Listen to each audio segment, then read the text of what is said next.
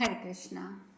देवताओं और देवर्षियों ने श्री भगवान से कहा, भगवन, जब कलयुग में जहाँ कहीं भी धर्म का एक चरण अवशिष्ट रहेगा तब हमें क्या करना होगा, ये बताइए। श्री भगवान बोले, सुरश्रेष्ठगण, जहाँ वेद, यज्ञ, तप, सत्य, इंद्रिय संयम और अहिंसा धर्म प्रचलित हो, उसी देश का तुम्हें सेवन करना चाहिए। ऐसा करने से तुम्हें अधर्म अपने एक पैर से भी छू नहीं सकेगा। व्यास जी कहते हैं, शिष्यों, भगवान का ये उपदेश पाकर ऋषियों सहित देवता उन्हें नमस्कार करके अपने अभीष्ट देश को चले गए। स्वर्गवासी देवताओं के चले जाने पर अकेले ब्रह्मा जी वहां खड़े रहे। वे अनिरुद्ध विग्रह में स्थित भगवान श्री हरि का दर्शन करना चाहते थे। तब भगवान ने महान हयग्रीव रूप धारण करके ब्रह्मा जी को दर्शन दिया। वे कमंडलों और त्रिदंड धारण करके 6 अंगों सहित वेदों की आवृत्ति कर रहे थे। उस समय अमित पराक्रमी भगवान हयग्रीव का दर्शन करके संपूर्ण जगत के हित की कामना से लोक करता भगवान ब्रह्मा ने उन्हें मस्तक झुकाकर प्रणाम किया और उन वरदायक देवता के सम्मुख वे हाथ जोड़कर खड़े हो गए। तब भगवान ने उनको हृदय लगाकर यह बात सुनाई। श्री भगवान बोले, ब्रह्मा, तुम संपूर्ण लोकों के समस्त कर्मों और उनसे मिलने वाली गतियों का विधि पूर्वक चिंतन करो, क्योंकि तुम ही संपूर्ण प्राणियों के धाता हो, तुम ही सबके प्रभु हो जाओगे और तुम ही इस जगत के गुरु होगे। तुम पर यह भार रखकर मैं अनायास ही धैर्य धारण करूंगा। जब कभी तुम्हारे लिए देवताओं का कार्य असह्य हो जाएगा, तब मैं आत्मज्ञान का उपदेश देने के लिए तुम्हारे सामने प्रकट हो जाऊंगा। ऐसा कहकर भगवान हयग्रीव वहीं अंतर्ध्यान हो गए। भगवान का ये उपदेश पाकर ब्रह्मा भी शीघ्र ही अपने लोक चले गए। इस प्रकार वे महाभाग सनातन पुरुष भगवान पद्मनाभ यज्ञों में अग्रभोक्ता और सदा ही यज्ञ के पोषक और प्रवर्तक बताए गए हैं। वे कभी अक्षय धर्मी महात्माओं के निवृत्ति धर्म का आश्रय लेते हैं, तो कभी लोक की विचित्र चित्तवृत्ति करके प्रवृत्ति धर्म का विधान करते हैं। वे ही भगवान नारायण प्रजा के आदि, मध्य और अंत हैं। वे ही धाता, ध्येय, कर्ता और कार्य हैं। वे ही युगांत के समय संपूर्ण लोकों का संहार करके सो जाते हैं। वे ही कल्प के आदि में जागृत हो संपूर्ण जगत की सृष्टि करते हैं। शिष्यों, तुम उन्हीं अजन्मा विश्वरूप संपूर्ण देवताओं के आश्रय त्रिगुण निर्गुण परमात्मा नारायण देव को नमस्कार करो। वे ही महाभूतों के अधिपति तथा रुद्रों, आदित्यों और वसुओं के स्वामी हैं, उन्हें नमस्कार करो। वे अश्विनी कुमारों के पति, मरुदगणों के पालक, वेद और यज्ञों के अधिपति और देवांगों के भी स्वामी हैं, उन्हें प्रणाम करो। जो सदा समुद्र में निवास करते हैं, जिनका केश मूंज के समान है तथा जो समस्त प्राणियों को मोक्ष धर्म का उपदेश देते हैं, उन शांत स्वरूप श्री हरि को नमस्कार करो। जो तप, तेज, यश, वाणी और सरिताओं के स्वामी और नित्य संरक्षक हैं, उन श्री हरि को नमस्कार करो। जो जटाजूटधारी, एक सिंह वाले वराह, बुद्धिमान, विवस्वान, हयग्रीव और चतुर्मूर्धार्थी हैं, उन श्री नारायण भगवान को सदा नमस्कार करो। जिनका स्वरूप गोहे है, जो ज्ञान रूपी नेत्र से भी देखे जाते हैं तथा अक्षर और शर रूप हैं, उन श्री हरि को प्रणाम करो। यह अविनाशी नारायण देव सर्वत्र संरक्षण करते हैं, इनकी सर्वत्र गति है। यही परम ब्रह्म है। विज्ञानमय नेत्र से इन्हीं का ही दर्शन एवं ज्ञान हो सकता है। पूर्व काल में मैंने ज्ञान दृष्टि से ही इस प्रकार साक्षात्कार किया था। शिष्यों, तुम लोगों के पूछने पर मैंने ये सारी बातें यथार्थ रूप से कही हैं। तुम मेरी बातें मानो, सर्वेश्वर श्री हरि का सेवन करो, वेद मंत्रों द्वारा उनकी महिमा का गान और उन्हीं का विधि पूर्वक पूजन करो। वैशंपायन जी कहते हैं, जन्मेजय, परम बुद्धिमान वेद व्यास ने हम सब शिष्यों को तथा अपने परम धर्मज्ञ पुत्र सुखदेव को ऐसा ही उपदेश दिया। प्रजानाथ, फिर हमारे उपाध्याय व्यास ने हमारे साथ चारों वेदों की ऋचाओं द्वारा उन नारायण देव का स्तवन किया। राजन, तुमने मुझसे जो कुछ पूछा था वह सब मैंने कह सुनाया। जो प्रतिदिन इसे सुनता है और जो भगवान को नमस्कार करके एकाग्रचित होकर इसका पाठ करता है, वह बुद्धिमान, बलवान, रूपवान और रोग रहित हो जाता है। रोगी रोग से और बंधा हुआ पुरुष बंधन से मुक्त हो जाता है। काम वासना वाला पुरुष मनोवांछित कामनाओं को पाता है तथा बड़ी भारी आयु प्राप्त कर लेता है। ब्राह्मण संपूर्ण वेदों का ज्ञाता और क्षत्रिय विजयी होता है। वैश्य इनको पढ़ने और सुनने से महान लाभ का भागी होता है। शूद्र सुख पाता है। पुत्रहीन को पुत्र और कन्या को मनोवांछित पति की प्राप्ति होती है। जिसका गर्भ अटक गया हो, वह इसको सुनने से उस संकट से छूट जाता है। गर्भवती स्त्री यथा समय पुत्र पैदा करती है, वंध्या भी प्रसव को प्राप्त होती है और उसका वह प्रसव पुत्र पौत्र एवं समृद्धि का से संपन्न होता है। जो मार्ग में इसका पाठ करता है वह कुशलता पूर्वक अपनी यात्रा पूर्ण करता है। इसे पढ़ने और सुनने वाला पुरुष जिस वस्तु की इच्छा करता है वह उसे अवश्य प्राप्त कर लेता है। पुरुष प्रवर महात्मा महर्षि व्यास के कहे हुए इस सिद्धांत भूत वचन को और ऋषियों और देवताओं के समागम संबंधी इस वृतांत को श्रवण करके भक्तजन उत्तम सुख पाते हैं। इस प्रकार श्री महाभारत शांति पर्व के अंतर्गत मोक्षधाम पर्व में नारायण की महिमा विषयक 340वां अध्याय पूर्ण हुआ। श्री भगवान जन्मेजय आगे पूछते हैं, भगवान शिष्यों सहित व्यास जी ने जिन नाना प्रकार के नामों द्वारा मधुसूदन का स्तवन किया था उनका निर्वचन व्युत्पत्ति मुझे बताने की कृपा करें। मैं प्रजापति के पतियों के पति भगवान श्री हरि के नामों की व्याख्या सुनना चाहता हूँ। वैशंपायन जी कहते हैं, राजन, भगवान श्री हरि ने अर्जुन पर प्रसन्न होकर उसके गुण और कर्म के अनुसार स्वयं अपने नामों की जैसी व्याख्या की थी वही तुम्हें सुनाता हूँ। नरेश्वर, जिन नामों के द्वारा उन महात्मा केशव का कीर्तन किया जाता है, शूरवीरों का संहार करने वाले अर्जुन ने श्री कृष्ण ने से उनके विषय में इस प्रकार पूछा। अर्जुन बोले, भूत वर्तमान भविष्य तीनों कालों के स्वामी, संपूर्ण भूतों के सृष्टा, अविनाशी, जगदाधार तथा संपूर्ण लोगों को अभय देने वाले जगन्नाथ भगवान नारायण देव, महर्षियों ने आपके जो जो नाम कहे हैं तथा पुराणों और वेदों के कर्मानुसार जो जो गोपनीय नाम पढ़े गए हैं उन सबकी व्याख्या मैं आपके मुँह से सुनना चाहता हूँ। केशव, आपके सिवा दूसरा कोई उन नामों की व्युत्पत्ति नहीं बता सकता। यह प्रश्न सुनकर श्री भगवान ने कहा, अर्जुन, ऋग्वेद, यजुर्वेद, सामवेद, अथर्ववेद, उपनिषद, पुराण, ज्योतिष, सांख्य शास्त्र, योग शास्त्र तथा आयुर्वेद में महर्षियों ने मेरे बहुत से नाम कहे हैं। उनमें कुछ नाम तो गुणों के अनुसार हैं और कुछ कर्मों से हैं। निष्पाप अर्जुन, तुम पहले एकाग्रचित होकर मेरे कर्म जनित नामों की व्याख्या सुनो। मैं तुमसे उन नामों की व्युत्पत्ति बताता हूँ, क्योंकि पूर्व काल से ही तुम मेरे आधे शरीर माने गए हो। जो समस्त देहधारियों के उत्कृष्ट आत्मा हैं, उन महायशस्वी निर्गुण सद्गुण विश्वात्मा भगवान नारायण देव को नमस्कार है। जिनके प्रसाद से ब्रह्मा और क्रोध के रूप में रुद्र प्रकट हुए हैं, वे श्री हरि की संपूर्ण चराचर जगत की उत्पत्ति का ही कारण है। बुद्धिमानों में श्रेष्ठ अर्जुन, 18 गुणों वाला जो सत्व अर्थात आदि पुरुष है वही मेरी परा प्रकृति है। पृथ्वी और आकाश की आत्मस्वरूपा ये योग बल से समस्त लोगों को धारण करने वाली है। वही ऋता, कर्म फलभूत गति स्वरूपा, सत्या, अमर, अजय और संपूर्ण लोगों की आत्मा है। उसी से सृष्टि और प्रलय आदि संपूर्ण विकार प्रकट होते हैं। वही तप यज्ञ यजमान है, वही पुरातन विराट पुरुष है, उसे ही अनिरुद्ध कहा गया है। उसी से तीनों लोकों की सृष्टि और प्रलय होते हैं। जब प्रलय की रात व्यतीत होती है उस समय उन अमित तेजस्वी अनिरुद्ध की कृपा से एक कमल प्रकट होता है। कमल नयन अर्जुन उसी कमल से अनिरुद्ध के प्रसाद से ही उत्पन्न हुए हैं भगवान ब्रह्मा। ब्रह्मा का दिन बीतने पर क्रोध के आवेश में आए हुए उस देव के ललाट से उनके पुत्र रूप से संहारकारी रुद्र प्रकट हुए। ये दोनों श्रेष्ठ देवता ब्रह्मा और रुद्र भगवान के प्रसाद और क्रोध से प्रकट हुए हैं और उन्हीं के बताए हुए मार्ग का आश्रय लेकर सृष्टि और संहार कार्य पूर्ण करते हैं। समस्त प्राणियों को वर देने वाले वे दोनों देवता सृष्टि और प्रलय के निमित्त मात्र हैं।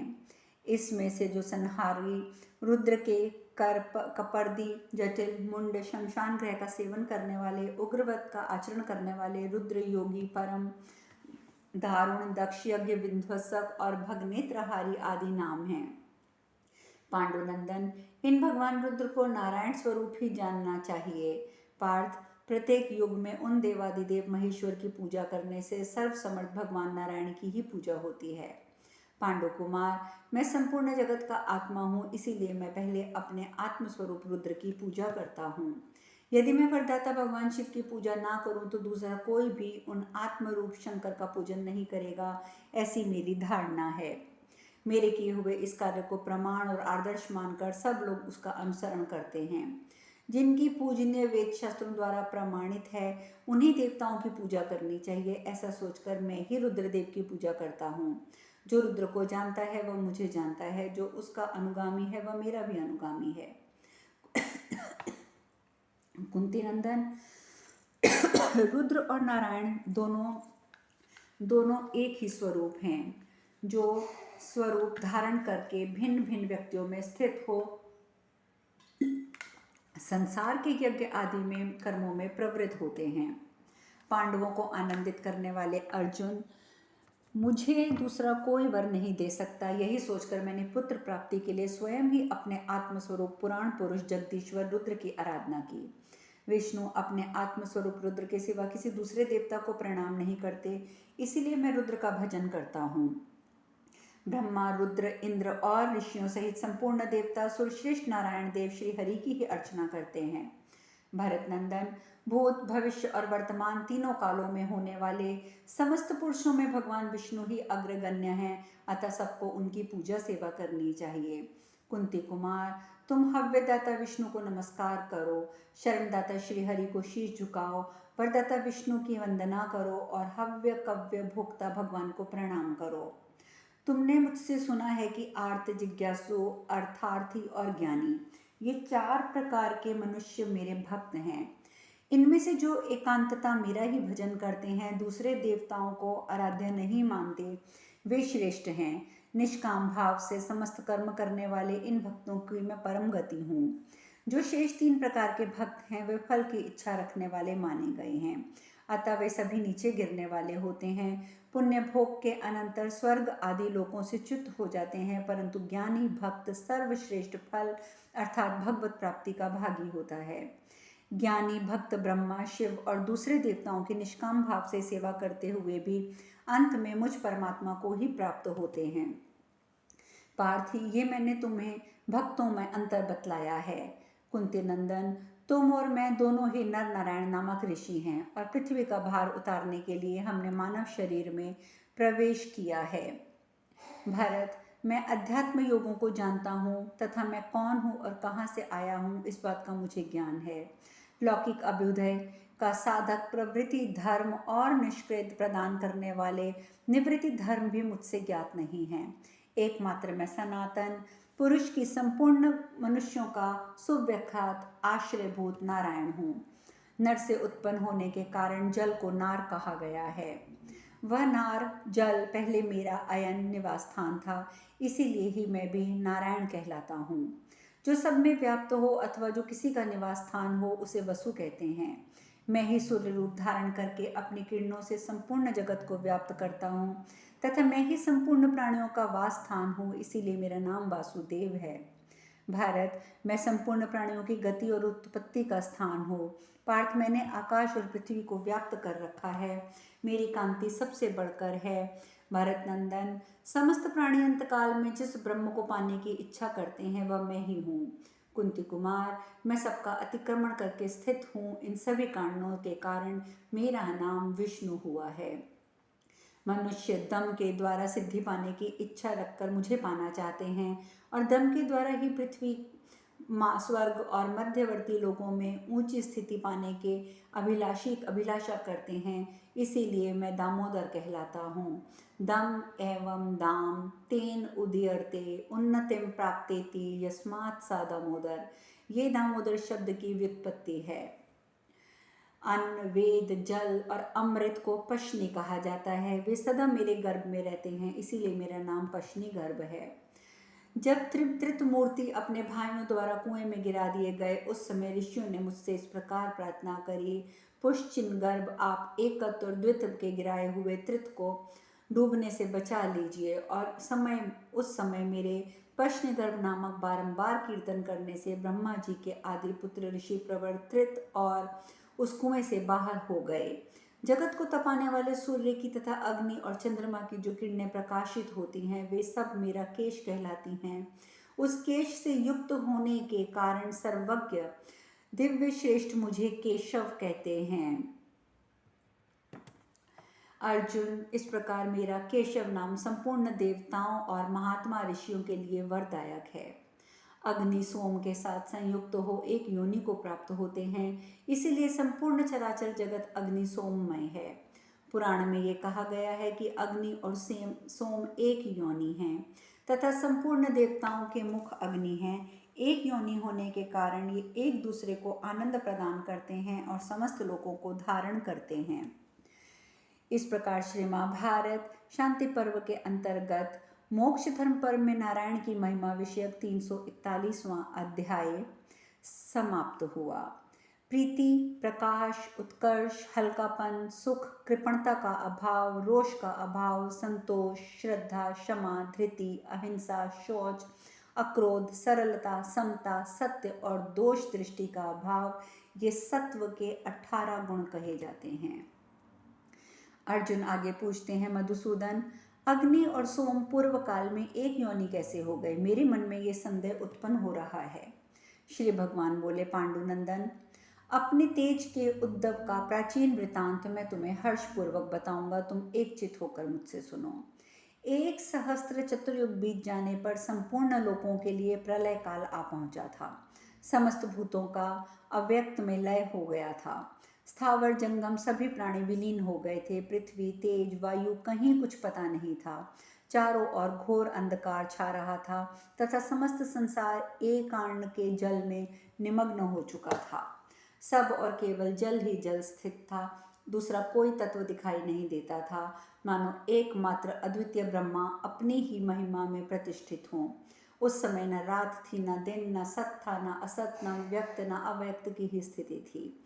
इस अवस्था में नारायण के गुणों का आश्रय लेकर रहने वाले उस अजर अमर इंद्रिय रहित अग्रह असंभव सत्य स्वरूप हिंसा रहित सुंदर नाना प्रकार की विशेष प्रवृत्तियों से हेतु भूत वैर रहित अक्षय अमर जरा रहित निराकार सर्वव्यापी सर्वकर्ता सत्व से अविनाशी सनातन पुरुष हरि का प्रादुर्भाव हुआ। इस विषय में श्रुति का भी दृष्टांत है।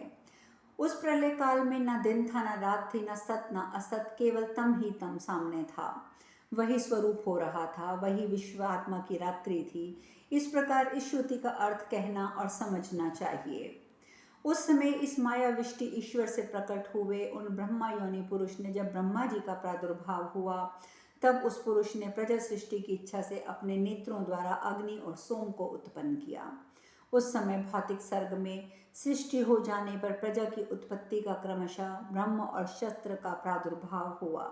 जो सोम है वही ब्रह्म है, जो ब्रह्म है वही ब्राह्मण है, जो अग्नि है वही क्षत्र है या क्षत्रिय कही जाती है। क्षत्रिय से ब्राह्मण जाति अधिक प्रबल है। यदि कहो कैसे, तो इसका उत्तर ये है कि ब्राह्मण की ये प्रबलता का गुण सब लोगों को प्रत्यक्ष है। यथा ब्राह्मण से बढ़कर कोई प्राणी पहले कभी उत्पन्न नहीं हुआ। जो ब्राह्मण के मुख में भोजन देता है वह मानो प्रज्वलित अग्नि में आहुति प्रदान करता है। यही सोचकर मैं ऐसा कहता हूँ। ब्रह्मा ने भूतों की सृष्टि की और संपूर्ण भूतों को यथास्थान स्थापित करके वे तीनों लोकों को धारण करते हैं। यह मंत्र वाक्य भी इस बात का सार्थक है। अग्नि, तुम यज्ञों के होता तथा संपूर्ण देवताओं, मनुष्यों और सारे जगत के हितैषी हो। इस विषय में भी दृष्टांत है। हे अग्निदेव, तुम संपूर्ण यज्ञों के होता हो, समस्त देवताओं और मनुष्यों सहित जगत के हितैषी हो। अग्निदेव यज्ञों के होता और करता है। ये अग्निदेव ब्राह्मण हैं, क्योंकि मंत्रों के बिना हवन नहीं होता और पुरुष के बिना तपस्या संभव नहीं होती। हविष्य युक्त मंत्रों के संबंध से देवताओं, मनुष्यों और ऋषियों की पूजा होती है। इसीलिए हे अग्निदेव, तुम होता नियुक्त किए गए हो। मनुष्यों में जो होता के अधिकारी हैं वे ब्राह्मण हैं, क्योंकि उसी के लिए यज्ञ कराने का विधान है। द्विजातियों में जो क्षत्रिय और वैश्य हैं उन्हें यज्ञ कराने का अधिकार नहीं है। इसलिए अग्नि स्वरूप ब्राह्मण ही यज्ञों का भार वहन करते हैं। वे यज्ञ देवताओं को तृप्त करते हैं और देवता भूमंडल को धन्य धान्य से संपन्न बनाते हैं। शपथ ब्राह्मण में भी ब्राह्मण के मुख में आहुति देने की बात कही गई है। जो विद्वान ब्राह्मण के मुख रूपी अग्नि में अन्न की आहुति देता है वह मानो प्रज्वलित अग्नि में होम करता है। इस प्रकार ब्राह्मण अग्नि स्वरूप है। विद्वान ब्राह्मण अग्नि की आराधना करते हैं। अग्निदेव विष्णु है। वे समस्त प्राणियों के भीतर प्रवेश करके उनके प्राणों को धारण करते हैं। इसके सिवा इस विषय में सनत कुमार जी के द्वारा कहे गए श्लोक भी उपलब्ध होते हैं। सबके आदिकर्ता ब्रह्मा जी जो ब्राह्मण ही हैं, पहले निर्मल विश्व की सृष्टि करते हैं। ब्रह्म ही जिनकी उत्पत्ति के स्थान हैं, वे अमर देवता ब्राह्मणों की वेद ध्वनि से ही स्वर्गलोक को जाते हैं। जैसे छींका दूध दही आदि को धारण करता है, उसी प्रकार ब्राह्मणों की बुद्धि, वाक्य, कर्म, श्रद्धा, तप और वचन रूपी अमृत पृथ्वी और स्वर्ग को धारण करते हैं। सत्य से बढ़कर दूसरा धर्म नहीं है, माता के समान कोई गुरु नहीं है, ब्राह्मण से बढ़कर इहलोक और परलोक में कल्याण करने वाला कोई नहीं है। अब शेष कथा कल। हरे कृष्णा।